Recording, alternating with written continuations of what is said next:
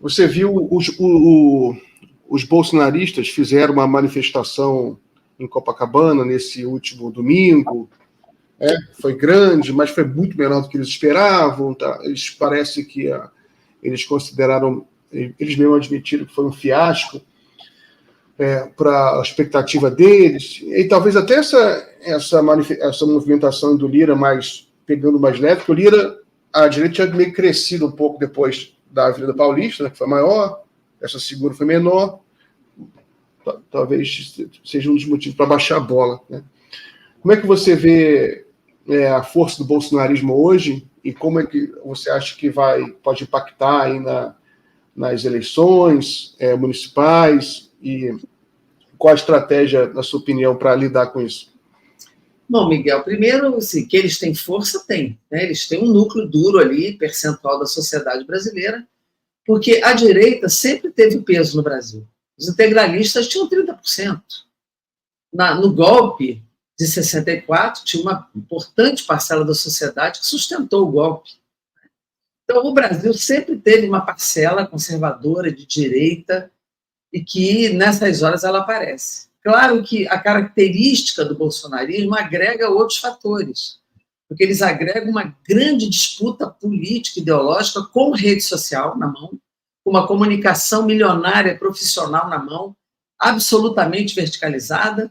O que um diz, o outro diz, repete, repete, repete. É assim que eles vão batendo a notícia e fazendo a repetição que a comunicação exige. E eles têm hoje instrumentos, né, de consolidação de um certo núcleo e de uma certa posição na sociedade. Então, tem força? Tem. Mas, na minha opinião, o ato de Copacabana mostrou que essa força vem reduzindo. O ato de Copacabana, alguém argumentou na matéria que eu li que era feriado, era domingo. Isso não muda nada para um feriado. Um domingo de sol. Ou seja, Copacabana podia estar lotada. Então, eu penso que foi uma expressão... A Paulista já foi uma expressão de que essa força não é tão grande assim, porque a Paulista, com o governador, com todo mundo aqui também, com o governador Cláudio Castro, lá com o Tarcísio, com o prefeito da capital, foi uma manifestação de 100 e poucas mil pessoas. Né? Não foi nem 1 milhão, nem 800 mil, nem 700 mil, como eles já colocaram antes, aquela Paulista com 10 quadras ocupadas. Então, já é uma expressão menor do que eles já conseguiram colocar. E agora, em Copacabana, de fato, foi 17% do que foi São Paulo e metade do que eles botaram lá em setembro de 22. Isso significa que é uma perda de força. É uma perda de força. Até porque o nível de denúncia, de corrupção, de golpismo, de fraudes, isso também vai crescendo e a sociedade também vai ouvindo e vai compreendendo o que significa. E também vai comparando, né, o que era o governo Bolsonaro com a posição do governo Lula. Independentemente de o Lula ter oscilado na pesquisa um pouco para baixo, mas, assim, quando você pergunta se está melhor ou pior, 72% diz que está melhor. Então, é importante que a gente observe também o aspecto comparativo. Eu acho que a manifestação de domingo não só demonstrou perda de força aqui, mas também o conteúdo dos discursos é muito grave.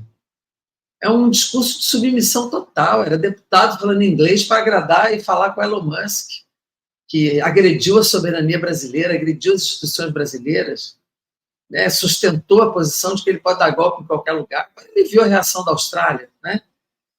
O Elon Musk. Depois, eles fazem um discurso de anistia de golpe, anistia de golpista. Ele delega a crítica ao Supremo Tribunal Federal e o ministro Alexandre de Moraes ao Malafaia. Entra o deputado Nicolas e faz um discurso que não foi só a questão da coragem com a testosterona, que ele quis dizer o seguinte: precisa de ditadura, nós não precisamos de instituição, de parlamento. O que a mensagem que eu interpretei do que ele disse foi dizer o seguinte: precisa de alguém com testosterona, ou seja, de um ditador para poder comandar esse país. Né? E o discurso da Michelle, pelo amor de Deus, né? Completamente anti-protagonismo feminino na história, no século XXI, aquele discurso realmente é chocante. Então, eu penso que esse conteúdo também ele tem um apelo para esse núcleo mais duro, mas, no geral, inclusive dos que o apoiaram, dos que o elegeram, os os que votaram nele, isso também vai perdendo força. Claro que nas eleições a gente vai ter que observar, porque eleição tem uma regra, né? Ela tem regras próprias. E é claro que eles vão fazer vereadores, é claro que eles vão fazer prefeitos pelo país, mas não acho que será a principal força vitoriosa, como também acho que a esquerda não será.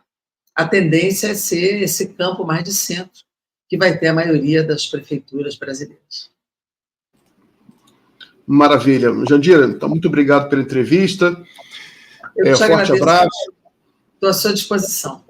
A gente, depois nós vamos fazer uma viagem agora em comitiva aos Estados Unidos, de quem participou da CPMI, para fazer, inclusive, para encontrar com os parlamentares, o presidente, o Husky, da CPI do 6 de janeiro de lá, com parlamentares da CPI do 8 de janeiro daqui, na tentativa de criar uma frente de defesa da democracia, de defesa de valores, né? E a agenda lá está bem intensa, está bem pesada, vai ser de 29 ao dia 2.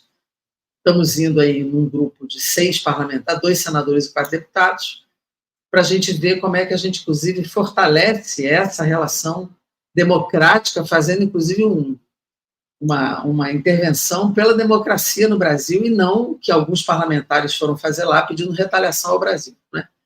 Que é um absurdo. Então, essa viagem vai ser essa semana, a gente vai mandando notícia, Miguel, para vocês irem acompanhando, tá bem?